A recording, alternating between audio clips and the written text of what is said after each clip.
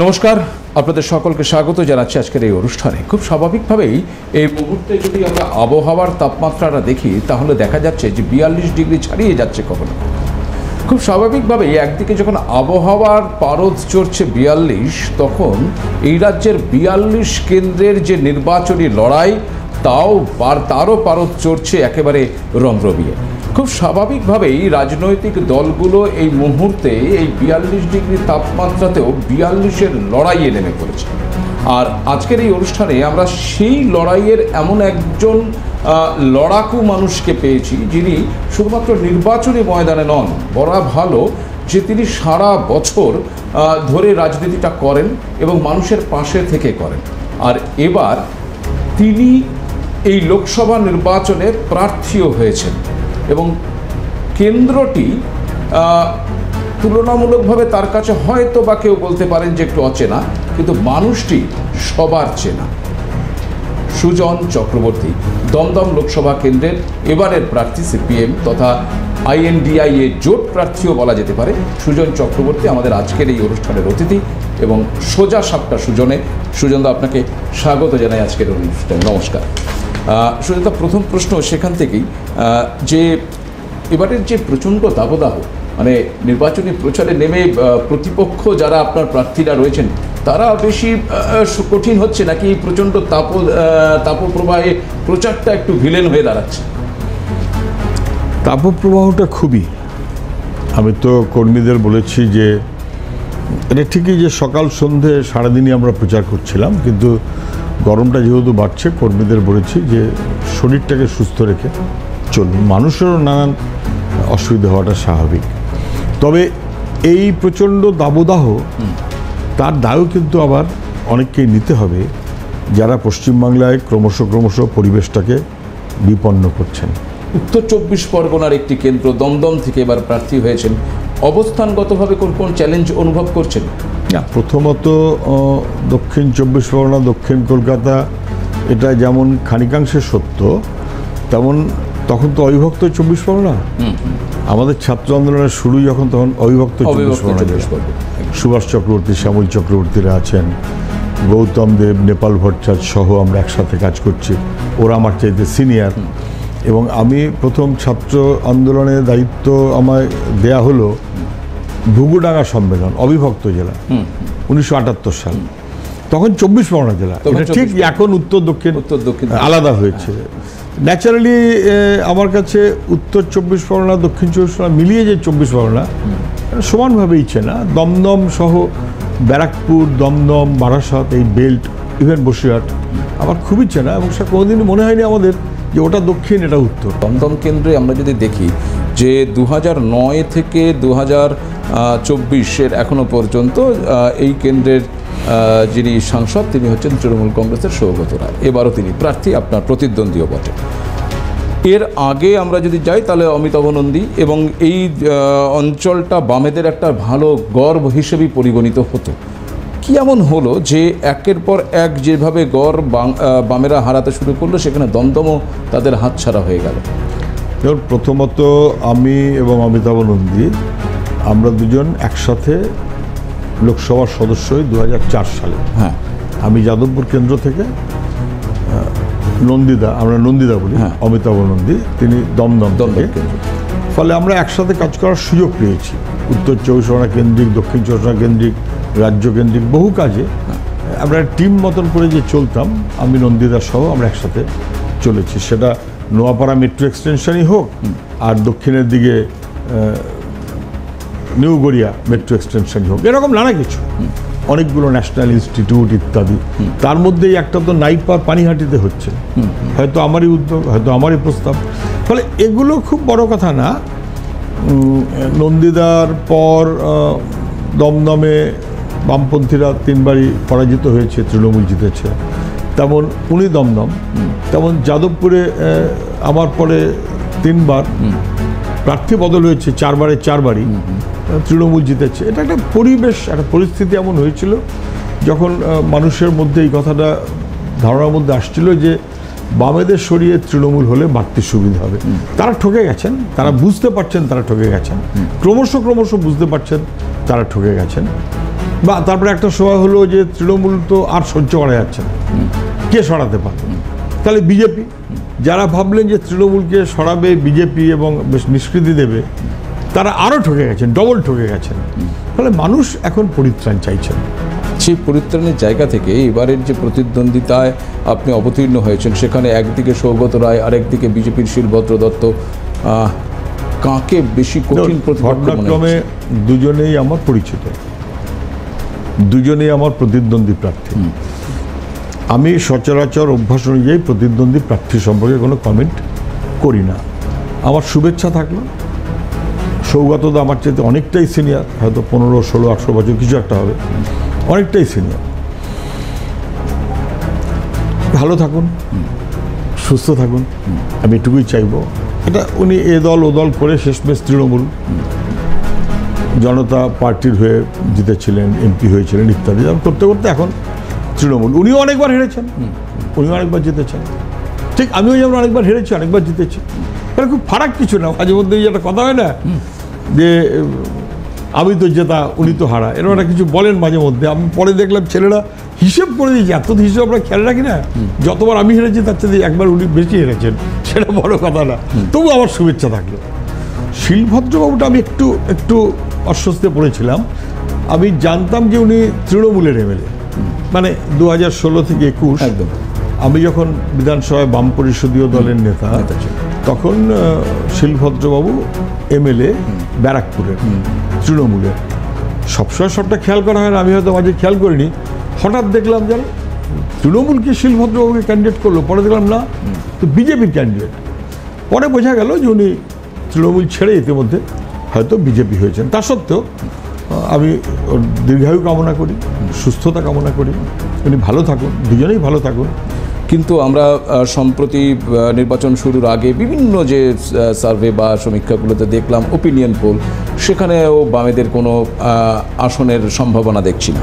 গত বিধানসভা নির্বাচনে বামেদের কোনো, এই যে শূন্য অবস্থান, সেটা কি পূরণ করা সম্ভব? শূন্য অবস্থান নিয়ে আমার একটা প্রথম অন্য কথা আছে। এই শূন্যটা যারা আলোচনা করছেন, তারা যদি শূন্য আলোচনা করেন, সবটা আলোচনা করা ভালো। এটা ঠিক, বিধানসভা আমরা শূন্য, এটা ঠিক, লোকসভায় আমরা শূন্য। আবার এটাও ঠিক যে নানান অপরাধে অপরাধী হয়ে জেলে যাওয়ার তালিকাতেও আমরা শূন্য। বা ইলেকটোরাল বন্ডে এক বিজেপি তো 2 তৃণমূল, আমরা কিন্তু শূন্য। 10-12টা আসন বুঝতে পারছেন এখনো। মানুষ নিজের মতো ভোট দিতে পারলে তৃণমূল আউট, বিজেপিও আউট, অপেক্ষায় থাকে। শিবু, শাহজাহান, অনুব্রতরা যদি রাজনীতির মাথা হয়, মুখ হয়, তাহলে সেটা বাংলার মানুষের সমূহ সর্বনাশ। ছেলে মেয়েদের কাজ, মহিলাদের বিপন্নতা, জিনিসের দাম, লুঠের রাজত্ব, বাংলার মান সম্মান চলে গেল। বাংলায় যে পরিস্থিতি, সেখানে কি শরিকদের যে অবস্থান, তাতে কি কোথাও একটা অস্বস্তির জায়গা তৈরি করছে? না, ওরা অস্বস্তির জায়গা তৈরি করছে না। এটা ঠিক যে যাতে অভ্যস্ত, সংখ্যা কম বেশি হলে সবারই একটু কেমন কেমন লাগে। তো আমরা যখন ঠিক করলাম যে দেশের কাজ মানুষের জন্য, আমার আপনার জন্য, রাজনীতিবিদের স্বার্থ হওয়া উচিত মানুষ। আনফর্চুনেটলি রাজনীতিদের অনেকের এখন স্বার্থ হয়ে গেছে ভাণ্ড, ফ্ল্যাট, খাটের তলায় টাকা, ফ্ল্যাটের মধ্যে টাকা, বিদেশে টাকা, পাচারে নাম, এসব অনেক হয়ে গেছে আজকাল। খুবই দুর্ভাগ্য।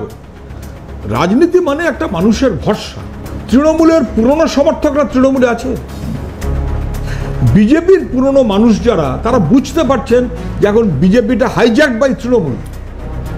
এবারের নির্বাচনে তৃণমূলের এমন 7 জন প্রার্থী আছেন যারা আসলে বিজেপি, তার মধ্যে 3 জন বিজেপির এমএলএ, এক্সিস্টিং এই বিধানসভার এমএলএ।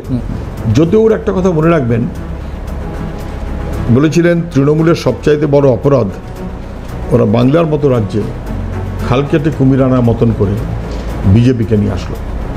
এবং তারপর BJP Trinamool, Trinamool BJP as একটা দ্বৈরথ, এটা মানুষের কাছে বসুর সঙ্গে তো আমরা অটল বিহারী বাজপেয়ীরও ছবি পেয়েছি। ছবি আপনি আমার সঙ্গে পাবেন, আপনার সঙ্গে পাবেন। আচ্ছা, আপনি সবচাইতে পছন্দ করেন না এমন 5 জন লোক নাম করলে, তার মধ্যে 3 জনের যদি ছবি আপনার সঙ্গে পাওয়া যায়, কেন পাবেন না? স্টুডিও দেশটা আপনার সঙ্গে ছবি আছে। একটা কোথাও গেছেন, কোনো অনুষ্ঠান বাড়িতে একটা না, দেখা এক হয়েছে মঞ্চে, কোনো রাজনৈতিক একটা- মঞ্চে কোনো ছবি। একটা- কোনো একটা রাজনৈতিক meeting, মঞ্চে exactly, ছবি। কোনো একটা মিটিং, সর্বদলীয় কোনো একটা মিটিং, অনেকগুলো দলের কোনো একটা মিটিং, সেখানে অনেকগুলো দলের লোকই থাকবে। এক দলের মিটিং হলে আলাদা কথা, অনেকগুলো দল যদি থাকে সে আপনি ছবি পাবেন, আপনি এমন ছবিও পাবেন যে মমতা ব্যানার্জি জ্যোতি বসুকে প্রণাম করছে। তার মানে কি মমতা ব্যানার্জি আর জ্যোতি বসু এক হয়ে গেল? এগুলো একটু কিছু মানুষকে এরকমভাবে বিভ্রান্ত করার চেষ্টা করা হয়।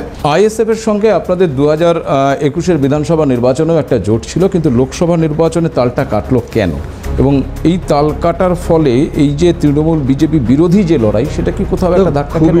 খুবই সঙ্গত প্রশ্ন, একদম সঙ্গত প্রশ্ন। আমি মনে করি আপনার সঙ্গত প্রশ্ন। এই প্রশ্ন মানুষ তো করবেন। 2021 সালের নির্বাচনে অনেকে একটু অখুশি হয়েছিলেন।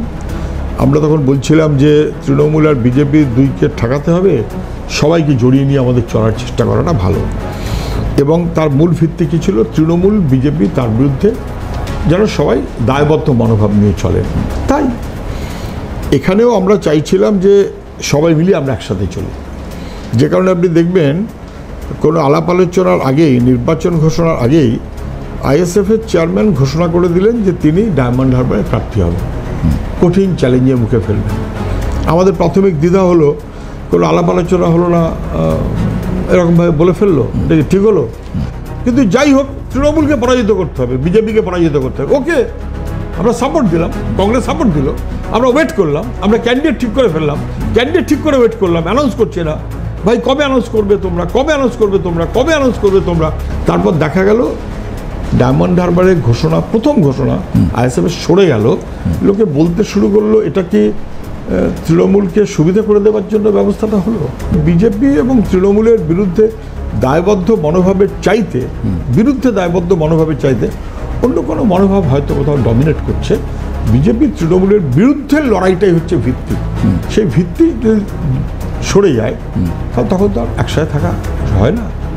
বেশ, এবারের আপনাদের যে প্রার্থী তালিকা, সেই প্রার্থী তালিকাতে আমরা দেখেছি প্রচুর তরুণ মুখ রয়েছে। 2021-এর বিধানসভা নির্বাচনেও সেই তরুণ মুখগুলো দেখেছিলাম, এবারেও সেই তরুণ মুখ প্রচুর দেখছি। এটা কি আগামীর প্রস্তুতি? তারুণ্যের প্রতিফলন আমরা বরাবর রেখেছি। পরবর্তী সময় গৌতম দেব, তার পরবর্তী সময় আমি, মানব মুখার্জি সহ আমাদের যে টিম, এই মোহাম্মদ সেলিম, আমাদের আমরা একই সাথে প্রায় কাজ করা।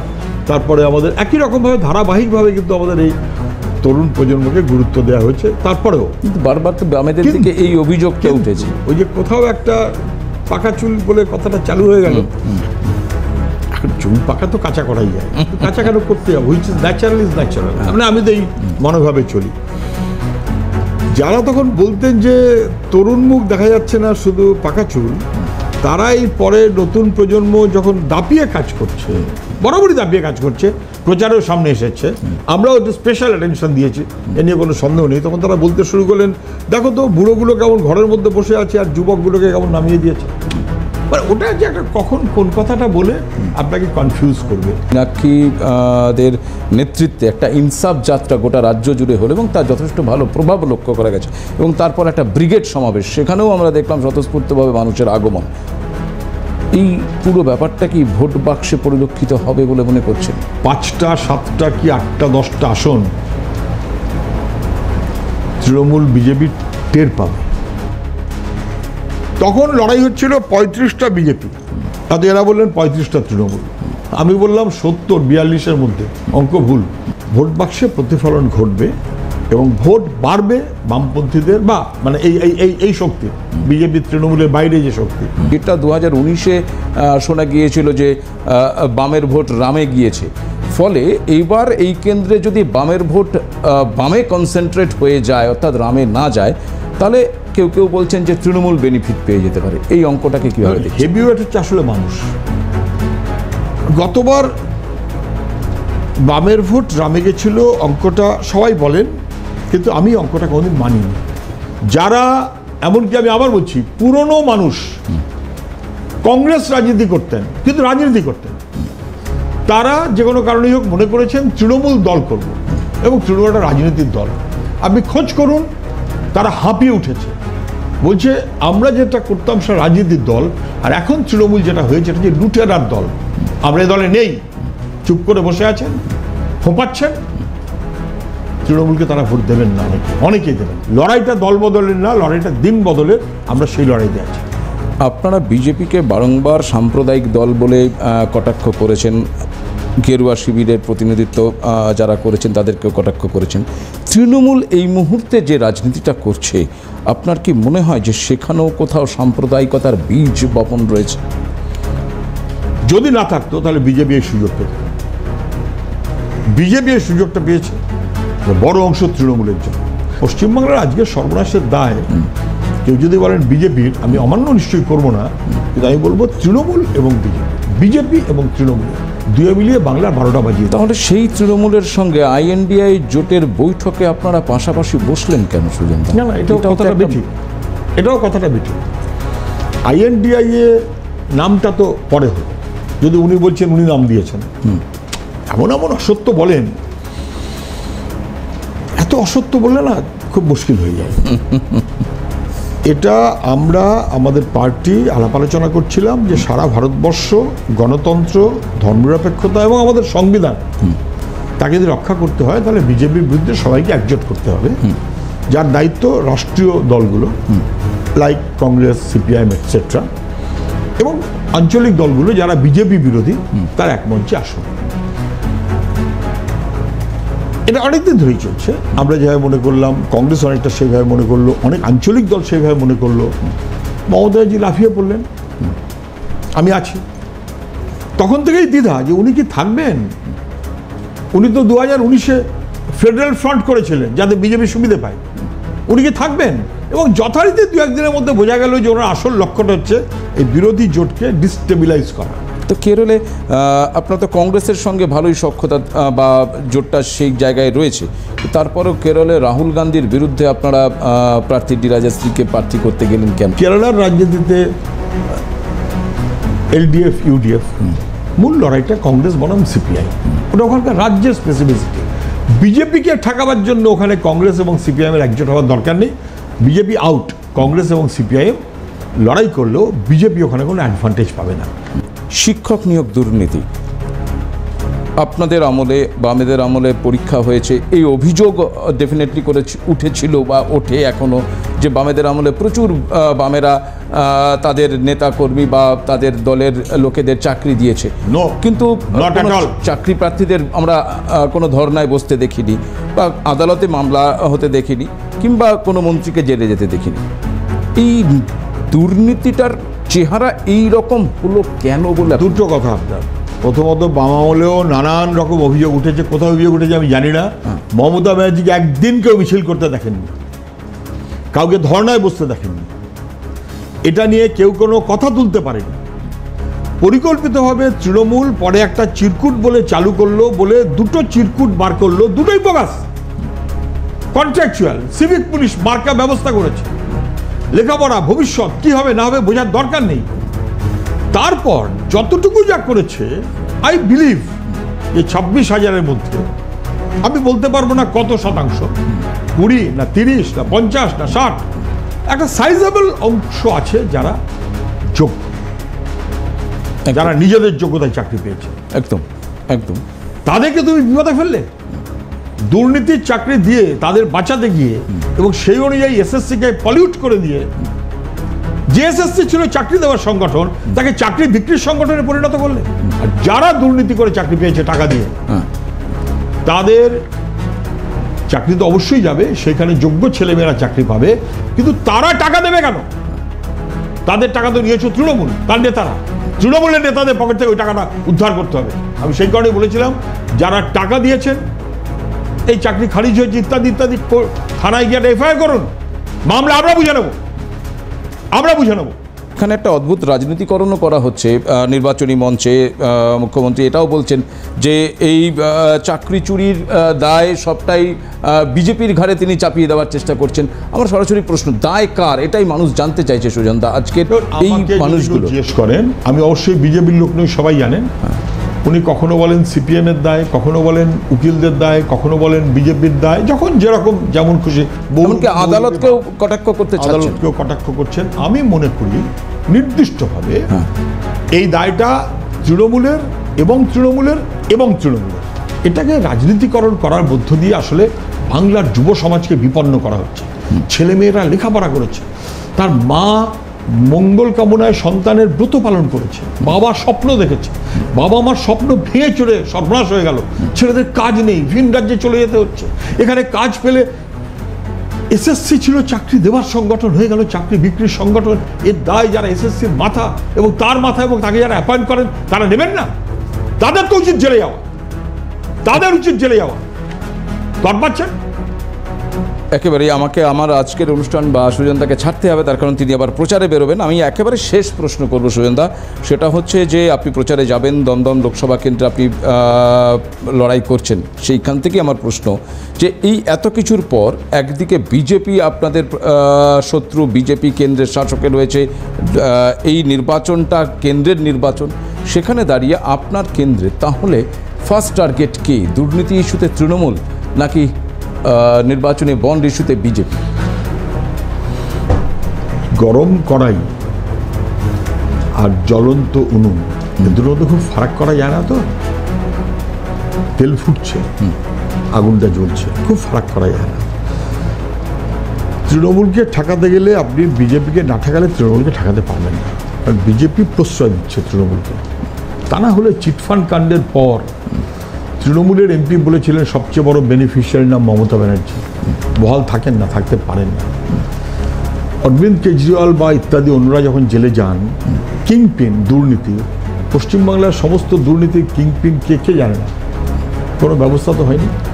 বিজেপিকে বহাল রেখে আপনি তৃণমূলকে ঠেকাবেন, প্রায় অসম্ভব। তৃণমূলকে বহাল রাখবেন আর বিজেপিকে ঠেকিয়ে দেবেন, প্রায় অসম্ভব। গ্রামে একটা কথা আছে, মাঠে যদি ভালো ঘাস থাকে তাহলে গরু বেড়া ডিঙিয়ে ঘাসের টানে আসবে। তৃণমূল যদি জেগে ওঠে বা থেকে যায় বা বহাল থাকে, তাহলে তার পিছন পিছন গরুমুখী বিজেপি আসবে। দুজনকেই ঠেকাতে হবে। ঠেকাবার পদ্ধতি, ঘাস নিড়িয়ে দাও, ঘাস উপড়ে দাও, ঘাসও গেল, গরু আসা। দমদম কেন্দ্রে কি এই ঘাস আর গরু দুটোকেই তাড়ানো সম্ভব হবে বা অবশ্যই সম্ভব? অবশ্যই। দমদম কেন্দ্রের মানুষের মনোভাব আপনারা সবাই বুঝতে পারছেন, তারা সচেতন, কারোর চেয়ে কম বোঝেন না, আমার চেয়ে তারা কম বোঝেন না। তারা বোঝেন এটা আর সহ্য করা যাচ্ছে না। তারা মনে করছেন তারা প্রতারিত হচ্ছেন, তারা পরিত্রাণ চান, একেবারে তারা নিষ্কৃতি চান। আমি তাদের পাশে থাকবো, সঙ্গে থাকবো। নির্বাচনটা তাদের, আমি তাদের শরীর। বেশ, অসংখ্য ধন্যবাদ সুজনদা আপনাকে আমাদের সময় দেওয়ার জন্য, এতটা ব্যস্ততার মধ্যে থেকে ফাঁক করে এতটা সময় দেওয়ার জন্য অসংখ্য ধন্যবাদ সুজনদা, আপনাকে অসংখ্য ধন্যবাদ। নমস্কার, আপনাদেরকেও ধন্যবাদ দেবো। সুজনদার কথা সেই ধরে মানুষ পরিত্রাণ চাইছে। হ্যাঁ, এই 42 ডিগ্রির গরম থেকেও মানুষ যেমন পরিত্রাণ চাইছে, ঠিক সেই জায়গায় দাঁড়িয়ে 42 কেন্দ্রের থেকে পরিত্রাণের কি সমীকরণ হয় সেটার জন্য আমাদের অপেক্ষা করতে হবে। আপনারা চোখ রাখুন সে কারণে CNN-এর দিকে। নমস্কার।